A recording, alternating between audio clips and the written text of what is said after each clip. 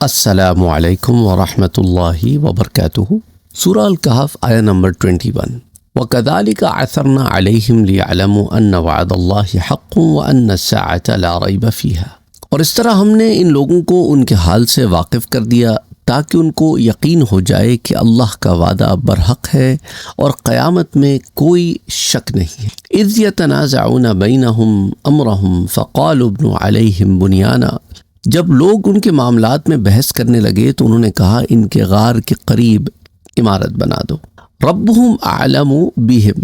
ان کا رب ہی ان کے حالات کو زیادہ جاننے والا ہے۔ قال الذین غلبوا علی امرہم، تو جو لوگ ان کے معاملات پر زیادہ حاوی تھے وہ کہنے لگے لنتخذن علیہم مسجدا، کہ ہم ضرور بضرور ان کے قریب مسجد بنائیں گے۔ اب اس آیت کے جو معنی ہے وہ یہ ہے کہ جس طرح ہم نے ان کی ہدایت کو اور زیادہ کر دیا اور ان کے دلوں کو مضبوط کر دیا اور ان کو سلایا اور سارے معاملات جو ان کے ساتھ جو ہم پہلے ذکر کر چکے ہیں، تو پھر ان حالات پر لوگوں کو مطلع کیا۔ تو یہاں پر جو لفظ آتا ہے اعثرنا، اعثار کا معنی ہوتا ہے کسی کو خبر دینا اور مطلع کرنا۔ اس لفظ کی اصل یہ ہے کہ جو شخص کسی چیز سے غافل ہو پھر وہ اس کو اچانک دیکھ کر پہچان لے، تو عربی زبان میں کہتے ہیں فلان اعثر بہ، یعنی فلاں کو اس چیز پہ مطلع کر دیا گیا ہے۔ تو شہر کے لوگ جو اصحاب کہف کے احوال سے واقف ہوئے تھے تو وہ ساری تفصیلات ہم پہلے ڈسکس کر چکے ہیں۔ بہرحال اللہ سبحانہ وتعالیٰ نے فرمایا تاکہ ان کو یقین ہو جائے کہ اللہ کا وعدہ برحق ہے اور قیامت میں کوئی شک نہیں۔ جو اتنا عرصہ گزرنے کے بعد ایک جماعت کو اٹھا کھڑا کر سکتا ہے وہ قیامت کے دن بھی۔ اور اللہ سبحانہ وتعالیٰ نے یہ بھی فرمایا کہ ہم نے ان لوگوں کو اصحاب کہف کے احوال پر اس لیے مطلع کیا تاکہ لوگوں کو یقین ہو جائے کہ اللہ نے جو وعدہ کیا ہے وہ وعدہ کیا ہے کہ وہ لوگوں کی روح قبض کرنے کے بعد ان کو پھر زندہ کرے گا، اس کا یہ وعدہ برحق ہے۔ اس لیے اب آپ یہ دیکھیں کہ اس کے اندر بہت ساری چیزیں موجود ہیں۔ ایک یہ کہ روح قبض ہو جانے کے بعد عالم برزخ میں اس کا قیام ہے، اور اس قیام کے بعد اس روح کو ایک دفعہ پھر اثر نو بننے والے جسم میں داخل کیا جائے گا، اور پھر اس کے بعد قیامت کا عالم ہوگا۔ تو یہ وہ وعدہ ہے جو برحق ہے۔ تو یہ بات ان سب لوگوں کے لیے نشانی ہے جو یہ بلیو رکھتے تھے کہ ہم آخرت میں بلکہ اس دنیا کے بعد کوئی دوسری زندگی نہیں ہے، ان سب کا رد ہو گیا۔ اور دوسرا کہ وہ لوگ جو یہ سمجھتے تھے کہ اگر قیامت ہوئی بھی تو ہم صرف روح جمع کیے جائیں گے، جسم کو اٹھایا نہیں جائے گا، تو ان کا بھی یہاں رد ہو گیا۔ تو پھر لوگوں کا اس معاملے پر سے جو شبہات تھے وہ دور ہو گئے۔ تو لوگوں نے کہا کہ جب اللہ اس پر قادر ہے کہ 309 سال تک ان کے اجسام کو محفوظ اور سلامت رکھے تو وہ اجسام پر موت آنے کے بعد ان کو زندہ کرنے اور میدان حشر میں جمع کرنے پر بھی قادر ہے۔ اچھا، ابھی وہ لوگ اس الجھن سے نکلے ہی تھے کہ اللہ سبحانہ وتعالیٰ نے اصحاب کہف پر ان کے غار میں موت طاری کر دی۔ تو لوگوں میں سے بعض کہنے لگے کہ اب وہ حقیقت میں مر گئے ہیں، اور بعض کہنے لگے کہ نہیں، ان پر پہلے کی طرح نیند طاری کر دی گئی ہے۔ تو اب لوگوں میں یہ معاملہ پیش آیا کہ اب غار کے ساتھ کیا کیا جائے۔ تو بعض نے کہا کہ بہتر یہ ہے کہ غار کا منہ بند کر دیا جائے تاکہ اب اس میں کوئی اور شخص داخل نہ ہو سکے اور نہ ان کے احوال سے کوئی شخص واقف ہو سکے۔ اور بعض دوسروں نے کہا کہ زیادہ بہتر ہے کہ اس غار کے دروازے پر مسجد بنا دی جائے، اور یہ قول اس پر دلالت کرتا ہے کہ وہ لوگ اللہ کی معرفت رکھتے تھے اور عبادت کرنے والے اور نماز پڑھنے والے۔ اچھا، بعض مفسرین نے یہ بھی کہا ہے کہ اس زمانے کے کافروں نے کہا کہ یہ لوگ ہمارے دین پر تھے لہٰذا ہم ان کی یادگار میں غار کے دروازے پر ایک عمارت بنائیں گے، اور مسلمان یہ کہنے لگے کہ نہیں، وہ ہمارے دین پر تھے اس لیے ہم غار کے دروازے پر ایک مسجد بنائیں گے۔ اچھا، پھر ان لوگوں میں یہ اختلاف تھا کہ اصحاب کہف غار میں کتنی دیر ٹھہرے رہے، اور لوگوں نے اصحاب کہف کی تعداد میں اور ان کے ناموں میں بھی اختلاف کیا تھا۔ اللہ نے فرمایا کہ ان کا رب ہی ان کو خوب جاننے والا ہے۔ ہو سکتا ہے ان لوگوں کا قول ہو جو اصحاب کہف کے اسماء اور ان کی تعداد میں اختلاف کر رہے تھے، اور یہ بھی ہو سکتا ہے کہ اللہ کا ارشاد ہو اور اس میں ان لوگوں کا رد ہو جو بلا دلیل ان کے ناموں اور ان کی تعداد میں بحث کر رہے تھے۔ اللہ نے فرمایا جو لوگ ان کے معاملات پر حاوی تھے، ایک قول یہ ہے کہ اس سے مراد مسلمان بادشاہ ہے، اور ایک قول یہ ہے کہ اس سے مراد اصحاب کہف کے قریبی رشتہ دار ہیں، اور ایک قول یہ ہے کہ اس سے مراد اس شہر کے رہنے والے تھے۔ پھر فرمایا انہوں نے کہا ہم ضرور بضرور اس کے قریب مسجد بنائیں گے، یعنی اس میں اللہ کی عبادت کریں گے اور مسجد کی وجہ سے اصحاب کہف کے آثار کی حفاظت کریں گے، جیسا کہ تفسیر کبیر کی جلد 7 پیج 447 پر آتا ہے۔ اچھا، اب مزارات پر گنبد بنانے سے بھی متعلق بعض ابحاث سامنے آتی ہیں۔ اکثر علماء، مفسرین اور محدثین کے نزدیک اس آیت کی روشنی میں اولیاء اللہ کے مزار پر ان کی یادگار قائم کرنا اور ان کے قرب اور جوار میں مسجد کا تعمیر کرنا اور وہاں نماز کا پڑھنا اور اس سے برکت اور فیض کا لینا یہ جائز ہے، اور چند علماء نے اس سے اختلاف بھی کیا ہے اور اس کو ناجائز اور حرام بھی لکھا ہے۔ تو یہ معاملہ جو ہے وہ فقہی معاملہ ہوتا ہے جس کے اندر پھر لوگوں کی آراء مختلف ہو جاتی ہے۔ علامہ آلوسی رحمۃ اللہ علیہ روح المعانی میں لکھتے ہیں کہ جلد جز 15 پیج نمبر 343 پر کہ اس آیت سے صالحین کی قبروں پر عمارت مثلاً گنبد بنانے اور اس کے نزدیک مسجد بنانے اور اس میں نماز پڑھنے کے جواز پر استدلال کیا گیا، اور جن لوگوں نے اس کا ذکر کیا ہے ان میں شہاب الدین خفاجی ہیں جنہوں نے حواشی بیضاوی میں اس کو لکھا ہے، لیکن ان کا یہ قول باطل، عاطل، فاسد اور کاسد ہے، کیونکہ احادیث صحیحہ میں انبیاء علیہم السلام اور صالحین کی قبروں پر عمارت بنانے اور اس کے نزدیک مسجد بنانے کی ممانعت ہے۔ علامہ آلوسی نے یہاں پر بہت لمبی بحث کی ہے اور قبر پر گنبد بنانے کو ناجائز لکھا ہے، اور یہ کہا ہے کہ جن قبروں پر گنبد بنے ہوئے ہیں ان کو منہدم کرنا واجب ہے، حتیٰ کہ امام شافعی کی قبر پر جو بادشاہوں نے گنبد بنایا ہے اس کو توڑنا بھی واجب ہے، اور ہر شخص کے لیے واجب ہے کہ وہ گنبدوں کو منہدم کر دے بشرطے کہ اس سے کوئی فتنہ پیدا نہ ہو۔ روح المعانی کی جز نمبر 15 صفحہ نمبر 344۔ لیکن اس بحث کے آخر میں علامہ آلوسی جو ہے اپنے مطلوب کے اس بات میں ایک ایسی دلیل لکھی ہے جس سے ان کا مطلوب باطل ہو گیا اور اس کے ثبوت میں دیے ہوئے تمام دلائل ضائع ہو گئے۔ وہ لکھتے ہیں روح المعانی کے جز نمبر 15 اسی جز کے پیج 346 پر کہ تمہارے لیے حق کی معرفت میں اصحاب رسول کے اس عمل کی اتباع کرنا کافی ہے جو انہوں نے حضور صلی اللہ علیہ وسلم کی قبر کے ساتھ کیا، کیونکہ وہ روئے زمین کی سب سے افضل قبر ہے، بلکہ وہ عرش سے بھی افضل ہے۔ آپ کے اصحاب آپ کی قبر کی زیارت کرتے تھے اور اس پر سلام پڑھتے تھے، سو تم سب اصحاب رسول کے افعال کی، ان کے فعل کی اتباع کرو۔ حضور اکرم صلی اللہ علیہ وسلم کی قبر مبارک حضرت ام المومنین حضرت عائشہ صدیقہ رضی اللہ تعالی عنہا کے حجرے میں بنائی گئی تھی، اور وہ حجرہ بہرحال ایک عمارت ہی ہے، اور اس قبر مبارک کے جوار میں مسجد النبوی ہے جہاں ہر دور میں مسلمان نماز پڑھتے رہے ہیں۔ سو علامہ آلوسی کی اپنی عبارت سے قبر پر گنبد بنانا اور قبر کے جوار میں مسجد بنانا دونوں امر ثابت ہو گئے۔ ابتداء اسلام سے لے کر اب تک امت کے صالحین اور علماء، بزرگان دین کے مزارات پر یہ معاملہ چلتا چلا آیا ہے، اس لیے امت کے اجماعی عمل سے گنبد بنانے کا جواز ثابت ہوتا ہے، اور احادیث میں جو قبر کے اوپر عمارت بنانے کی ممانعت ہے وہ بلا ضرورت تعمیر پر ہے، جس طرح شیخ عثمانی نے قبر پر لکھنے کی ممانعت کو بلا ضرورت لکھنے پر رکھا ہے اور جواز کو امت کے اجماعی عمل کی بنا پر ثابت کیا ہے۔ اسی طرح ملا علی قاری نے بعینی ہی اسی دلیل سے مزارات پر گنبد بنانے کو جائز قرار دیا ہے۔ تو المرقات کی جلد 4 صفحہ نمبر 69 پر ملا علی قاری لکھتے ہیں کہ جب قبر پر کسی فائدے کی وجہ سے خیمہ لگایا جائے، مثلاً تاکہ خیمے کے نیچے قاری بیٹھ کر قرآن پڑھے، تو پھر اس کی حدیث میں ممانعت نہیں ہے، اور سلف و صالحین نے مشہور علماء اور مشائخ کی قبروں پر عمارت بنانے کو جائز قرار دیا ہے تاکہ لوگ ان کی زیارت کریں اور آرام سے بیٹھیں۔ اسی طرح علامہ عبد الوہاب شعرانی متوفی 973 ہجری کے لکھتے ہیں کہ میرے شیخ علی اور بھائی افضل الدین عام لوگوں کی قبروں پر گنبد بنانے، تابوت رکھنے اور چادریں چڑھانے کو مکروہ قرار دیتے تھے، اور کہتے تھے کہ قبروں پر گنبد اور چادریں صرف انبیاء اور اکابر اولیاء کی شان کے لائق ہے، رہے ہم تو ہمیں لوگوں کے قدموں کے نیچے راستے میں دفن کر دینا۔ لواقح الانوار القدسیہ کی پیج نمبر 426۔ اسی طرح علامہ مودودی نے صالحین کی قبور کے قرب اور جوار میں مسجد بنانے کے عدم جواز کو ثابت کرتے ہوئے یہ لکھا ہے کہ مسلمانوں میں سے بعض لوگوں نے قرآن کی اس آیت کا بالکل الٹا مفہوم لیا ہے، وہ اسے دلیل ٹھہرا کر مقابر صلحاء پر عمارتیں اور مسجدیں بنانے کو جائز قرار دیتے ہیں، حالانکہ یہاں قرآن ان کی اس گمراہی کی طرف اشارہ کر رہا ہے کہ جو نشانی ان ظالموں کو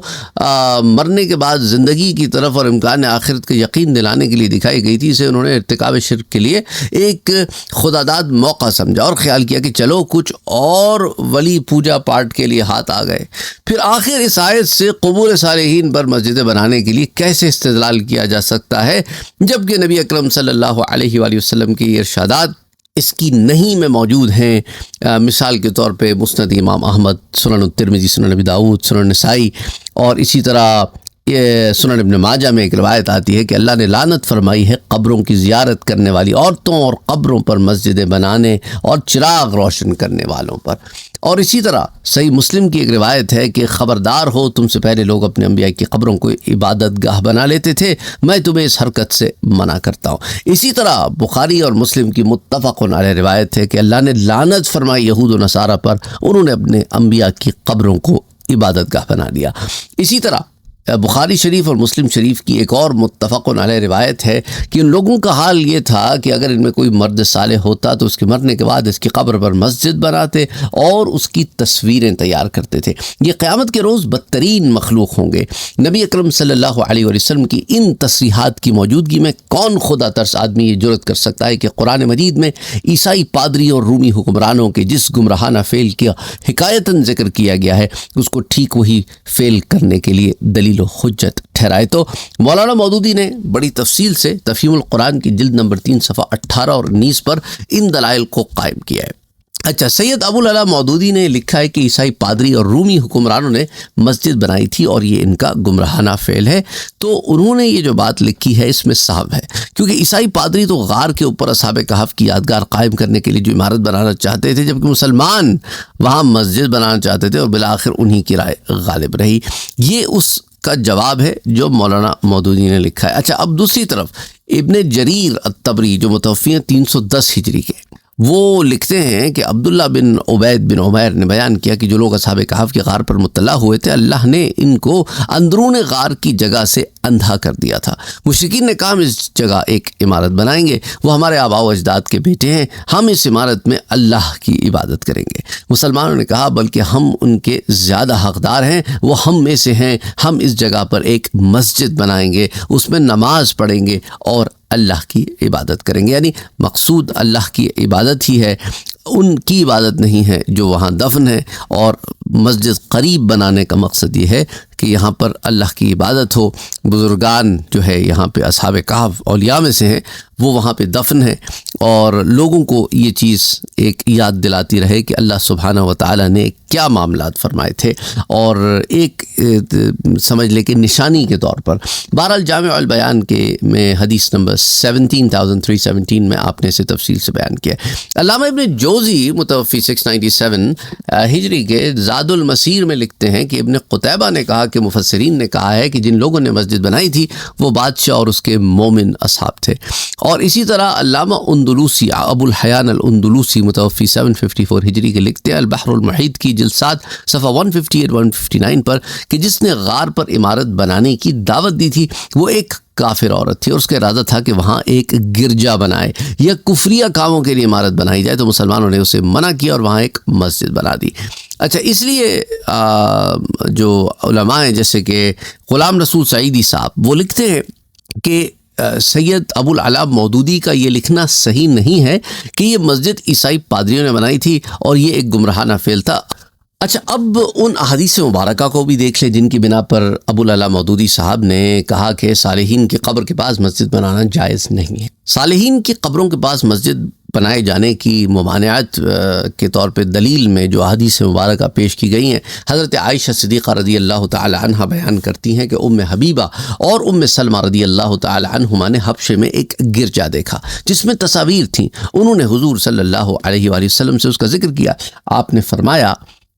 جب ان میں کسی نیک شخص کی وفات ہو جاتی ہے تو وہ اس کی قبر کے پاس ایک مسجد بنا دیتے ہیں اور اس میں تصویریں رکھ دیتے ہیں، وہ لوگ قیامت کے دن اللہ کی بدترین مخلوق ہوں گے۔ صحیح بخاری صحیح مسلم کی متفق علیہ روایت ہے، بخاری میں حدیث 427 اور مسلم میں حدیث 528۔ اس طرح سنن نسائی میں بھی آتی ہے۔ اسی طرح حضرت عائشہ سے ایک اور روایت ہے کہ جس مرض سے حضور صلی اللہ علیہ وسلم صحت مند نہیں ہوئے، یعنی آپ کا جو آخری مرض جس میں پھر آپ کی وفات ہوئی، اس میں آپ نے فرمایا کہ اللہ یہود و نصارہ پر لعنت کرے، انہوں نے انبیاء کی قبروں کو مسجد بنا لیا۔ حضرت عائشہ نے فرمایا اگر یہ خطرہ نہ ہوتا تو میں آپ کی قبر کو ظاہر کر دیتی، البتہ مجھے خوف ہے کہ آپ کی قبر کو مسجد بنا لیا جائے گا۔ صحیح بخاری کی روایت حدیث 1390 اور صحیح مسلم کی روایت حدیث 529۔ حضرت ابو ہریرہ بیان کرتے ہیں کہ نبی اکرم صلی اللہ علیہ وآلہ وسلم نے فرمایا کہ اللہ یہود کو قتل کرے، انہوں نے انبیاء کی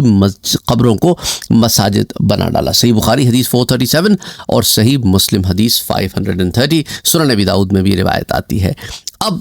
آ جائیں، ان روایات کو تو ہم نے دیکھ لیا، ان کے ریفرنسز بھی دیکھ لی، اب اس کی کچھ تفصیل دیکھ لیتے ہیں۔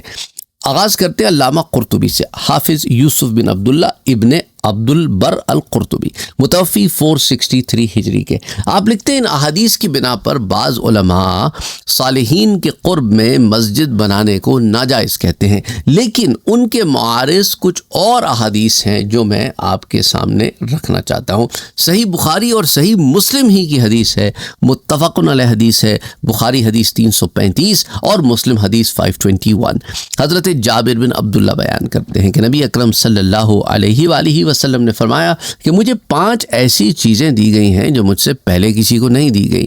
1 ماہ کی مسافت سے میرا روب طاری کر دیا گیا ہے اور تمام روئے زمین کو میرے لیے مسجد اور اعلی طہارت بنا دیا گیا ہے۔ بس میری امت میں سے جس شخص نے جہاں بھی نماز کا وقت پایا وہ نماز پڑھ لے، اور میرے لیے مال غنیمت حلال کر دیا گیا اور مجھ سے پہلے کسی کے لیے حلال نہیں تھا، اور مجھے شفاعت دی گئی، اور پہلے نبی ایک خاص قوم کی طرف بھیجے جاتے تھے اور مجھے تمام لوگوں کی طرف بھیجا گیا ہے۔ یہ رسول اکرم صلی اللہ علیہ وسلم کی فضیلت ہے جو اس حدیث مبارکہ سے ہمارے سامنے آتی ہے کہ تمام روئے زمین کو آپ کے لیے مسجد بنا دیا گیا، اور تمام روئے زمین میں وہ جگہ بھی داخل ہے جو صالحین کے قرب و جوار میں ہے، لہٰذا اس جگہ مسجد کا بنانا بھی جائز ہو گیا اور وہاں نماز پڑھنا بھی جائز ہو گیا۔ اور اگر یہ کہا جائے کہ جن احادیث میں صالحین کے قرب میں مسجد بنانے کی ممانعت ہے ان سے یہ حدیث منسوخ ہو جائے گی، تو یہ کہنا بھی صحیح نہیں ہے، کیونکہ یہ حدیث نبی اکرم صلی اللہ علیہ وسلم کے فضائل میں سے ہے، اور فضائل منسوخ نہیں ہوتے، اور نہ فضائل میں تخصیص ہوتی ہے اور نہ فضائل میں استثناء ہوتا ہے۔ نسخ صرف امر اور نہیں میں جاری ہوتا ہے، یعنی وہ معاملات جو کرنے ہیں اور جو ان معاملات سے منع کیا گیا ہے۔ اور جب ان حدیث میں تعارض ہے تو واضح ہو گیا کہ جس حدیث میں آپ نے فرمایا تمام روئے زمین کو میرے لیے مسجد بنا دیا گیا ہے، تو وہ حدیث ان حدیث کے لیے ناسخ ہے جن میں صالحین کے پاس مسجد بنانے کی ممانعت ہے۔ اور حضرت ابو ذر کی روایت آتی ہے، صحیح البخاری اور صحیح مسلم متفق علیہ روایت ہے، بخاری میں حدیث 3366 اور 3366 اور صحیح مسلم حدیث 520۔ سنن نسائی میں بھی روایت آتی ہے، سنن ابن ماجہ میں بھی آتی ہے۔ حضرت ابو ذر بیان کرتے ہیں کہ میں نے عرض کیا یا رسول اللہ، زمین پر سب سے پہلی کون سی مسجد بنائی گئی؟ تو آپ نے فرمایا مسجد حرام۔ پھر میں نے پوچھا اس کے بعد، فرمایا مسجد اقصی۔ میں نے پوچھا ان دونوں کے درمیان کتنا عرصہ؟ آپ نے فرمایا 40 سال۔ اور تم جس جگہ بھی نماز کا وقت پاؤ تم وہیں نماز پڑھ لو، وہی جگہ تمہارے لیے مسجد ہے۔ سو اس حدیث سے بھی کیا واضح ہو گیا، جیسے کہ تمہید کی جلد 1 صفحہ 136-137 پر آتا ہے کہ صالحین کے جوار میں بھی مسجد بنانا جائز ہو گیا، کیونکہ تم جہاں نماز پڑھو گے وہی تمہارے لیے مسجد ہے۔ اچھا، قاضی ایاز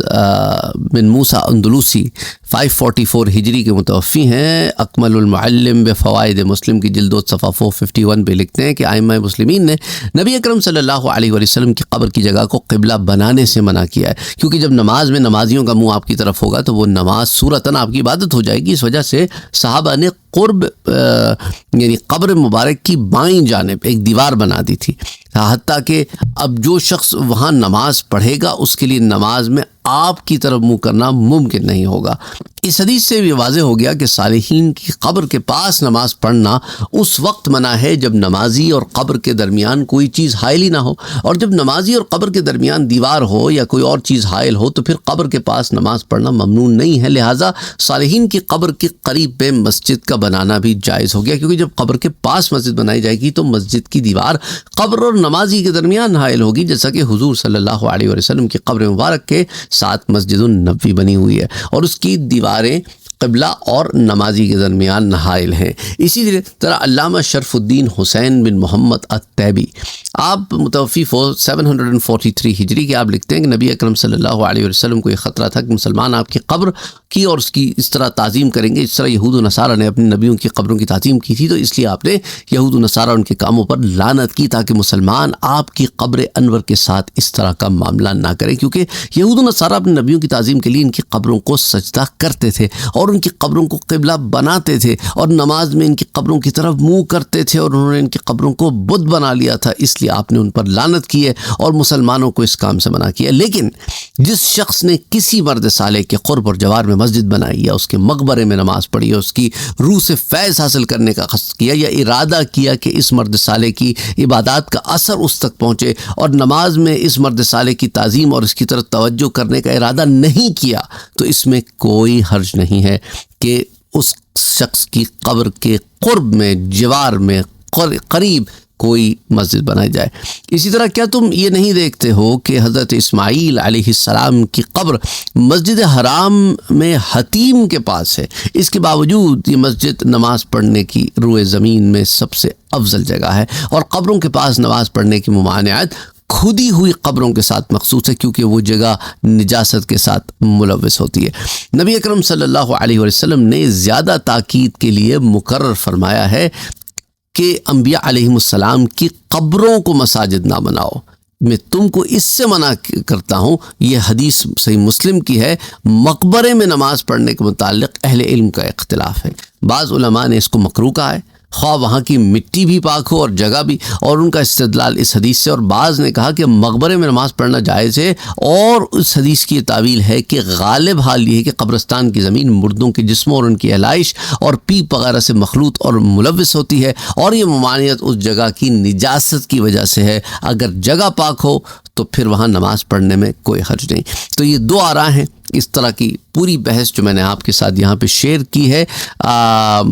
یہ شرح الطیبی الکاشف عن حقائق السنن، اس کی جلد نمبر 2 صفحہ نمبر 235 پر آتی ہے، جسے علامہ شرف الدین حسین بن محمد طیبی نے لکھا ہے۔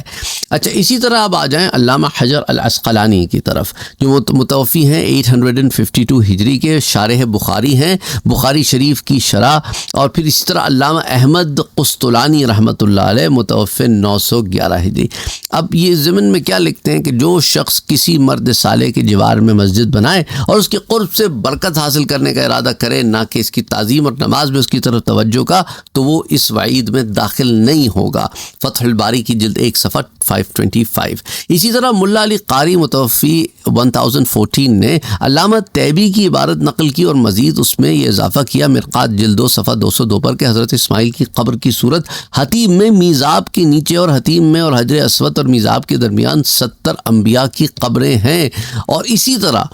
جو دیوبند کے لوگ ہیں ان میں سے شیخ انور شاہ کاشمیری متوفی 1352 ہجری، انہوں نے اس حدیث کی شرح میں علامہ طیبی ہی کی عبارت نقل کی ہے، فیض الباری جلد 2 صفحہ 43۔ اسی طرح دیوبند ہی کے شبیر احمد عثمانی متوفی 1369 ہجرہ، انہوں نے فتح الملہم کی جلد 2 صفحہ 121 میں اس حدیث کی شرح میں حافظ عسقلانی کی عبارت نقل کی ہے۔ اچھا، اسی طرح علامہ وشتانی ابی مالکی متوفی 828 ہجری لکھتے ہیں کہ بعض شافعیہ نے کہا ہے کہ یہود و نصارہ انبیاء کی قبروں کو سجدہ کرتے تھے اور ان قبروں کی طرف منہ کر کے نماز پڑھتے تھے، انہوں نے ان قبروں کو بت بنا لیا تھا، اس لیے مسلمانوں کو قبروں کے پاس اس طرح کے کاموں سے منع فرمایا۔ لیکن جس نے کسی مرد صالح کے قریب مسجد بنائی یا کسی مقبرے میں نماز پڑھی تاکہ اس مرد صالح کے آثار سے تبرک حاصل کرے اور اس جگہ اس کی دعا قبول ہو، تو اس میں کوئی حرج نہیں۔ اور اس پر دلیل یہ ہے کہ مسجد حرام میں حتیم کے پاس حضرت اسماعیل کی قبر ہے، اس کے باوجود نماز پڑھنے کے لیے وہ جگہ روئے زمین میں سب سے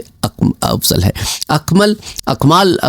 المعلم جلد نمبر 2 صفحہ 427۔ اسی طرح علامہ محمد بن محمد مالکی متوفی 895 ہجرہ، معلم اکمال الاکمال جلد 2 صفحہ 427 پر بھی اسی عبارت کو نقل کرتے ہیں۔ اب آ جائیں صالحین کے جوار میں مسجد بنانے پر مفسرین جو ہیں ان کی آراء میں علامہ زمخشری خوارزمی متوفی 538 ہجری، وہ سورہ الکہف کی آیہ نمبر 21 کی تفسیر میں الکشاف کی جلد 2 صفحہ 635 پر لکھتے ہیں کہ مسلمانوں میں سے جو اصحاب کہف کے معاملات میں غالب داخل رکھتے تھے، انہوں نے کہا ہم غار کے دروازے پر مسجد بنائیں گے تاکہ مسلمان اس مسجد میں نماز پڑھیں اور اس جگہ سے برکت حاصل کریں۔ اسی طرح علامہ خفاجی قاضی احمد بن محمد خفاجی حنفی متوفی 1069 ہجری لکھتے ہیں کہ غار کے دروازے پر مسلمانوں کا مسجد بنانا اس پر دلالت کرتا ہے کہ صالحین کی قبروں کے پاس مسجد بنانا جائز ہے، جیسا کہ کشاف میں اسی طرح اشارہ تماشا ہے اور اس میں نماز پڑھنا بھی جائز ہے۔ عنایت القادی جلد نمبر 6 صفحہ 152۔ علامہ ابو البرکات عبداللہ بن محمود النصفی الحنفی متوفی 710 ہجری کے، اسی وہ لکھتے ہیں مسلمان اور ان کا بادشاہ جو اصحاب کہف کے معاملے پر غالب تھے، انہوں نے کہا کہ ہم غار کے منہ پر مسجد بنائیں گے اور اس جگہ سے برکت حاصل کریں گے۔ مدارک التنزیل علی ہامش الخازن جلد نمبر 3 صفحہ 206۔ اور اسی طرح قاضی محمد ثناء اللہ نقشبندی متوفی 1225 ہجری کے لکھتے ہیں تفسیر المظہری میں جلد 6 صفحہ نمبر 23 اور 24 پر کہ یہ آیت جو ہے، یہ آیت اس بات پر دلیل ہے، دلالت کرتی ہے کہ اولیاء اللہ کے مقابر کے پاس مسجد بنانا جائز ہے تاکہ ان سے برکت حاصل کی جائے۔ اور جن احادیث میں قبروں کے پاس نماز پڑھنے کی ممانعت آئی ہے، ان سے مراد یہ ہے کہ قبروں کی طرف منہ کر کے نماز نہ پڑھو، جیسا کہ صحیح مسلم میں ہے۔ تو اب یہ بات بڑی واضح ہو جاتی ہے کہ قبروں کی طرف رخ کر کے نماز پڑھنے کی ممانعت ہے۔ قبروں کے قریب مسجد کی تعمیر جو کی جاتی ہے، اس سے مراد یہ ہوتی ہے کہ جو لوگ یہاں نماز پڑھنے کے لیے آئیں وہ نماز پڑھیں، اللہ کی عبادت کریں۔ تو ایک طرف تو نماز پڑھنے کی ترغیب ہے، ان اولیاء کی کوئی عبادت نہیں کرتا، ان اولیاء کی تعظیم میں نماز نہیں پڑھی جاتی، بلکہ وہاں پر ایک ایسا مقام بھی بنا دیا جاتا ہے کہ لوگوں کے لیے نماز کے پڑھنے میں آسانی ہو۔ بعض دفعہ زائرین بہت دور دور سے بھی آتے ہیں، فاتحہ پڑھتے ہیں، دعا وہاں پڑھتے ہیں اس شخص کے لیے جو فوت ہو چکا ہو، اللہ سے دعا مانگتے ہیں، اور اللہ سے دعا مانگتے ہیں جو دور سے آتے ہیں تو ان کے لیے نماز پڑھنے کا ایک انتظام ہو جاتا ہے، یا قرآن کریم پڑھنے کی تلاوت کا۔ اچھا، اب ہمارے ہاں جو خرافات مزارات پر شروع ہو گئی ہے، انا للہ و انا الیہ راجعون، کہ لوگوں نے ایک عجیب تماشے بنائے ہوئے ہیں، عجیب تماشے بنائے ہوئے ہیں۔ میرے پاس ویڈیوز اینڈ پکچرز آتی ہیں اور بڑی تکلیف ہوتی ہے کہ لوگ جو ہے اپنے آپ کو صحیح العقیدہ سمجھتے ہیں، اور کوئی سجدوں کی کوئی قبروں کی طرف سجدے کر رہا ہے، کوئی ماتھے ٹیک رہا ہے، کوئی وہاں پہ رقاصاؤں کو بلایا ہوا ہے، گانے والیوں کو بلایا ہوا ہے، ایک عجیب تماشا، ان پہ نوٹ پھینکے جا رہے ہیں، ایک عجیب تماشا ہے۔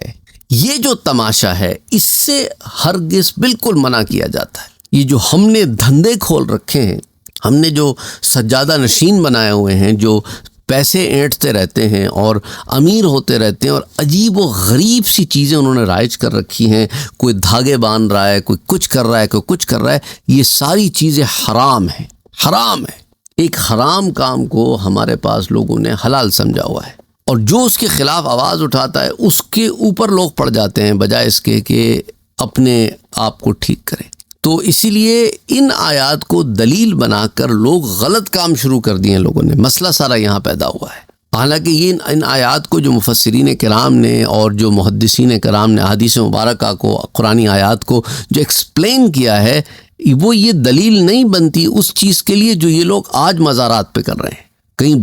بہشتی دروازے بنائے ہوئے ہیں، انا للہ و انا الیہ راجعون۔ اچھا، اسی طرح قاضی ثناء اللہ نے صحیح مسلم کی جس حدیث کا حوالہ دیا ہے تفسیر مظہری میں، وہ حدیث کیا ہے؟ صحیح مسلم میں حدیث 972، جو سنن نبی داؤد میں بھی آتی ہے حدیث 3229، سنن ترمذی میں بھی حدیث 1050، سنن نسائی میں بھی۔ ابو مرثد غنوی رضی اللہ تعالیٰ عنہ بیان کرتے ہیں کہ نبی اکرم صلی اللہ علیہ وسلم نے فرمایا، قبر پر نہ بیٹھو اور نہ اس کی طرف منہ کر کے نماز پڑھو۔ تو اس چیز کی ممانعت ہے۔ اور اسی طرح سید محمد نعیم الدین مراد آبادی متوفی 1367 ہجری، آپ لکھتے ہیں کہ اس آیت سے معلوم ہوا کہ بزرگوں کے مزارات کے قریب مسجدیں بنانا اہل ایمان کا قدیم طریقہ ہے، اور قرآن کریم میں اس کا ذکر فرمانا اور اس کو منع نہ کرنا اس فعل کے درست ہونے کی قویل ترین دلیل ہے۔ اس سے بھی معلوم ہوا کہ بزرگوں کے جوار سے برکت حاصل ہوتی ہے، اس لیے اہل اللہ کے مزارات پر لوگ حصول برکت کے لیے جایا کرتے ہیں، اور اسی لیے قبروں کی زیارت سنت اور موجب ثواب ہے۔ خزائن العرفان برحاشیہ کنز الایمان پیج 473۔ اسی طرح دیوبند میں مفتی محمد شفیع جو متوفی ہیں 1396 کے، اس آیت کی تفسیر میں لکھتے ہیں کہ اس واقعے سے اتنا معلوم ہوا کہ اولیاء صالحہ کی قبور کے پاس نماز کے لیے مسجد بنا دینا کوئی گناہ نہیں، اور جس حدیث میں قبور انبیاء کو مسجد بنانے والوں پر لعنت کے الفاظ آئے ہیں، اس سے مراد خود قبر کو سجدہ گاہ بنا دینا ہے، جو بالاتفاق شرک اور حرام ہے۔ معارف القرآن جلد نمبر 5 صفحہ نمبر 577۔ اسی طرح محمد ادریس کاندھولوی وہ بھی اس آیا کی تفسیر میں معارف القرآن کی جلد نمبر 4 صفحہ نمبر 405 پر یہ ان کی عبارتیں آتی ہیں کہ بالآخر جو لوگ اپنی بات میں غالب رہے یعنی بیدروس اور اس کے اصحاب، انہوں نے کہا کہ ہم تو ان کے پاس ایک مسجد بنائیں گے، یعنی ایک عبادت خانہ بنائیں گے تاکہ لوگوں کو معلوم ہو جائے کہ یہ لوگ خدائے وحدہ لا شریک کی عبادت کرتے تھے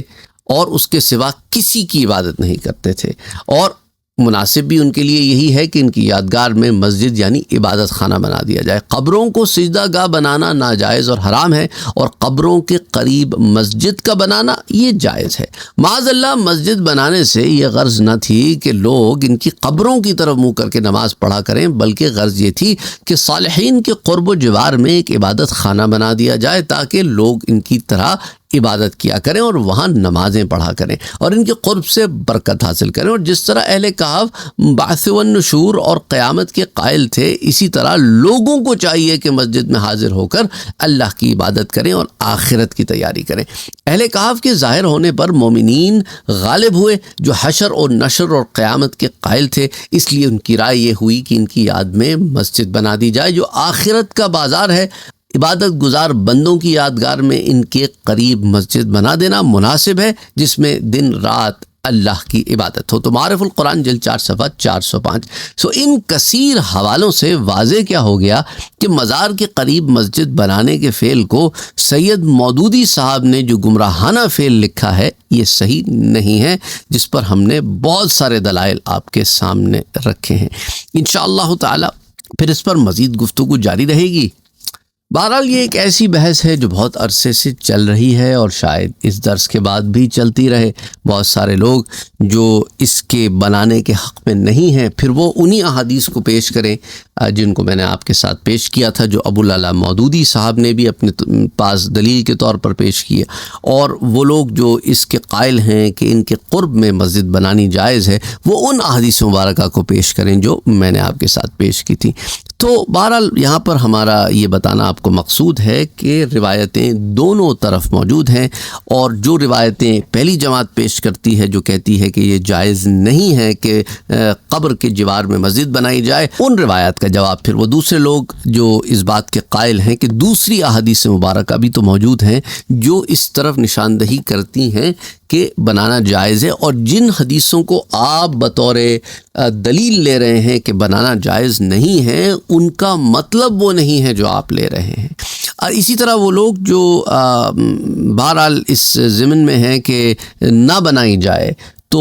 اور قبروں کی نشانی نہ رکھی جائے، وہ حضرت عمر رضی اللہ تعالی عنہ کے زمانے میں عراق میں ایک قبر جسے دانیال علیہ السلام کی قبر بتایا جاتا ہے، اس کے بارے میں جب بات آئی تو حضرت عمر نے حکم دیا کہ اسے لوگوں سے چھپا دیا جائے اور اس رقعے کو بھی دفن کر دیا جائے جو حضرت عمر تک بھیجا گیا تھا، جو ان کی قبر کے پاس سے ملا تھا، کیونکہ اس سے طرح طرح کی چیزیں جنم لے سکتی تھیں۔ یہ ایک اور دلیل کچھ لوگ استعمال کرتے ہیں، جیسے کہ البدایہ والنہایہ میں بڑی تفصیل سے شیء من خبر دانیال علیہ السلام، اور پھر اس کی والیوم نمبر 2 پیجز 37-38 پر بھی موجود ہے، لیکن اگین اس میں ہم مزید بحث میں جانے کے بجائے اس دونوں طرف کے دلائل میں نے آپ کے سامنے رکھ دیے ہیں۔ اب یہاں پر ایک اور معاملہ بھی آتا ہے کہ قبر جو ہے اس کے اوپر کوہان کی مثل جو بنانے والی بات ہے، اس پر بھی ذرا بات کر لیتے ہیں۔ اسپیشلی حضرت علی رضی اللہ تعالی عنہ والی روایت جس میں حضور اکرم صلی اللہ علیہ وآلہ وسلم نے حضرت علی کو حکم دیا، اور یہ صحیح مسلم کی روایت کتاب الجنائز میں آتی ہے، سنن ابی داؤد میں بھی آتی ہے کہ حضرت علی سے کہا کہ حضور نے کہ خبردار سنو، کوئی بت نہ چھوڑو مگر اسے مٹا دو، اور کوئی بلند قبر نہ چھوڑو مگر اسے ہموار کر دو، اور ایک روایت میں اور کوئی تصویر نہ چھوڑو مگر اسے مٹا دو۔ تو اب یہاں پر آپ یاد رکھیں کہ حضرت علی کو یہ حکم کب دیا گیا تھا؟ یہ حکم انہیں فتح مکہ پہ دیا گیا تھا، اور کعبۃ اللہ میں اس کے اطراف و اکناف میں دیا گیا تھا، جہاں پر ڈیفینیٹلی قبریں کس کی تھیں؟ مشرکوں کی قبریں تھیں۔ تو بہرحال ان احادیث مبارکہ کو سامنے رکھتے ہوئے اس پر یہ ہے کہ آپ نے قبروں کو کوہان کی مثل بنانے اور ان کو بلند کرنے سے جو منع کیا، اس کے ضمن میں جو آتی ہیں کہ وہ زمین کے ساتھ چپکی ہوئی ہوں، تو بعض اہل علم نے یہی کہا ہے، اور جمہور نے جو موقف اختیار کیا وہ بھی میں آپ کے سامنے رکھ دوں، جیسا کہ تفسیر قرطبی وغیرہ میں بھی بیان کیا گیا ہے کہ حضور اکرم صلی اللہ علیہ وآلہ وسلم نے یہاں یہ کیا کہ وہ بلندی جسے زائل کرنے کا حکم دیا گیا ہے وہ ہے جو کوہان کی مثل سے زیادہ ہو، اور قبر کے لیے اتنی بلندی باقی رکھی جائے جس سے اسے پہچانا جا سکتا ہو، تاکہ احترام کیا جا سکے کہ یہاں قبر ہے، تاکہ کوئی غلطی سے اس پہ بیٹھ نہ جائے، اسے روند نہ دے۔ اور یہی ہمارے نبی صلی اللہ علیہ وسلم کی قبر انور، آپ کے جو صاحبین ہیں یعنی حضرت ابوبکر اور حضرت عمر رضی اللہ تعالی عنہم، ان کی قبروں کی بھی کیفیت اور حالت ایسی ہے جیسا کہ امام مالک نے موطا میں سے ذکر کیا، اور اسی طرح ہمارے باپ دادا حضرت آدم علیہ السلام کی قبر بھی ہے، جیسا کہ اسے امام دار قطنی نے حضرت عبداللہ ابن عباس کی حدیث سے روایت کیا ہے۔ اور رہی زمانے جاہلیت کے طرز پر بنائی جانے والی کثیر عمارتوں کی بلندی جو بہت شان اور تعظیم کے لیے ہوتی تھی، تو انہیں توڑ دیا جائے گا، کیونکہ وہاں پر مقصد ان کی عبادت ہوتی تھی جو ان قبروں میں ہیں،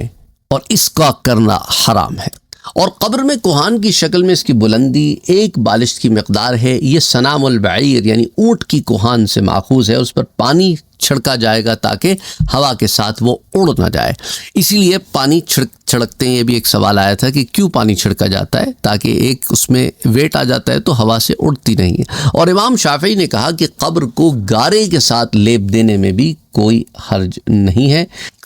اور امام اعظم ابو حنیفہ نے کہا کہ قبر کو چونا نہیں کیا جائے گا، اور نہ اسے گارے کے ساتھ لیپ کیا جائے گا، اور نہ اس پر کوئی عمارت بنائی جائے گی کہ وہ گر پڑے، اور پتھر رکھنے میں کوئی حرج نہیں تاکہ وہ علامت بن جائے، کیونکہ اسے ابو بکر الاسرم نے روایت کیا اور کہا ہے کہ ہمیں مسدد نے بیان کیا، انہوں نے کہا کہ ہمیں نوح بن دراج نے ابان بن تغلب سے اور انہوں نے جعفر بن محمد سے بیان کیا کہ انہوں نے کہا کہ حضرت فاطمہ بنت رسول اللہ صلی اللہ علیہ وسلم یعنی حضرت فاطمہ الزہرا رضی اللہ تعالی عنہا ہر جمعے کو حضرت حمزہ رضی اللہ تعالی عنہ کی قبر کی زیارت کرتی تھیں، اور آپ نے اسے پتھر کی نشانی اور علامت لگا رکھی تھی۔ اسے پھر ابو عمر نے ذکر کیا ہے التمہید میں، جلد نمبر 3 صفحہ نمبر 233 اور 234 پر۔ اور تابوت میں دفن کرنا بھی جائز ہے، بالخصوص جب کہ قبر نرم زمین میں ہو۔ اور روایات میں آتا ہے کہ حضرت دانیال علیہ السلام جو ہے وہ پتھر کے تابوت میں دفن ہوئے، اور حضرت یوسف علیہ السلام نے بھی وصیت فرمائی کہ ان کے لیے شیشے کا تابوت بنایا جائے اور پھر انہیں کنویں میں ڈال دیا جائے، اس خوف سے کہ کہیں ان کی عبادت نہ کی جائے، اور وہ حضرت موسیٰ کے زمانے تک اسی طرح باقی رہے۔ اور پھر ایک بڑھیا نے اس پر حضرت موسیٰ کی رہنمائی کی، جس کا بہت تفصیلی واقعہ میں آپ سے پہلے ذکر کر چکا ہوں سیرت موسیٰ علیہ السلام میں۔ اور ویسے بھی تو پھر بہرحال حضرت یوسف علیہ السلام کو وہاں سے لے کے جایا گیا، اور انہیں حضرت اسحاق علیہ السلام کے ساتھ حزیرہ میں دفن کر دیا گیا۔ اور صحیح میں حضرت سعد ابن وقاص ابی وقاص سے بھی ایک روایت آتی ہے، انہوں نے اپنے اس مرض میں کہا جس میں ان کا وصال ہوا کہ تم میرے لیے لحد بنانا اور مجھ پر کچھ اینٹیں کھڑی کر کے لگانا، جیسا کہ نبی اکرم صلی اللہ علیہ وسلم کے لیے کیا گیا، جیسا کہ صحیح مسلم میں کتاب الجنائز میں جلد 1 صفحہ 311 پہ روایت آتی ہے۔ اچھا، لحد جو ہوتی ہے وہ یہ ہے کہ زمین میں گڑھا کھودا جاتا ہے، پھر اس گڑھے میں قبلے کی جانب سے دوسری قبر کھودی جاتی ہے۔ اگر زمین سخت ہو تو اس میں میت کو داخل کر دیا جاتا ہے اور اسے کچی اینٹوں کے ساتھ بند کر دیا جاتا ہے۔